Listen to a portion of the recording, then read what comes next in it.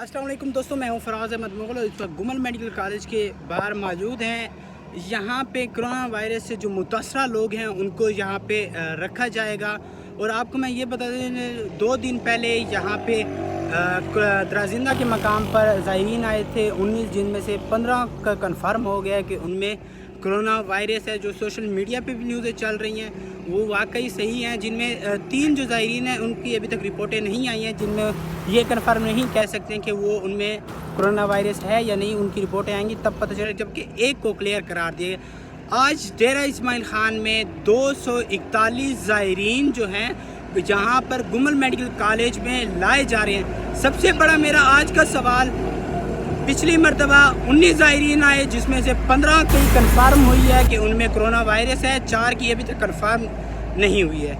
ठीक है, ये बात अपनी जगह पे ठीक है। जो ज़ायरीन ईरान से पाकिस्तान आ रहे हैं उनको क्योंकि डेरा इस्माइल खान में अभी तक कोई भी ऐसा शख्स नहीं है जिनको कोरोना वायरस से मुतासरा किया हो, क्योंकि जो बाहर से आ रहे हैं वो अगर 200 लोग यहाँ पर आ रहे हैं तो इनके साथ यहाँ पे काम करने वाला जो अमला होगा, जो यहाँ पे सिक्योरिटी वाले, उनको भी कोरोना वायरस लगने का इम्कान है।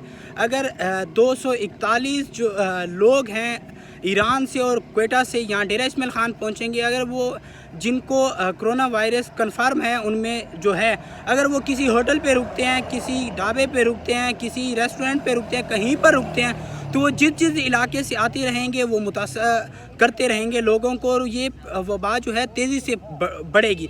आपको मैं ये पता चलूँ कि ज़िली इंतज़ामिया की जानिब से कहीं पे भी अवेयरनेस के प्रोग्राम, कहीं पे कोई पैनाफ्लेक्स नहीं अवेज़ा किए गए हैं, कहीं पे लोगों को ये नहीं बताया गया कि आप कोरोना वायरस से किस तरीके से बच सकते हैं। आपको मैं ये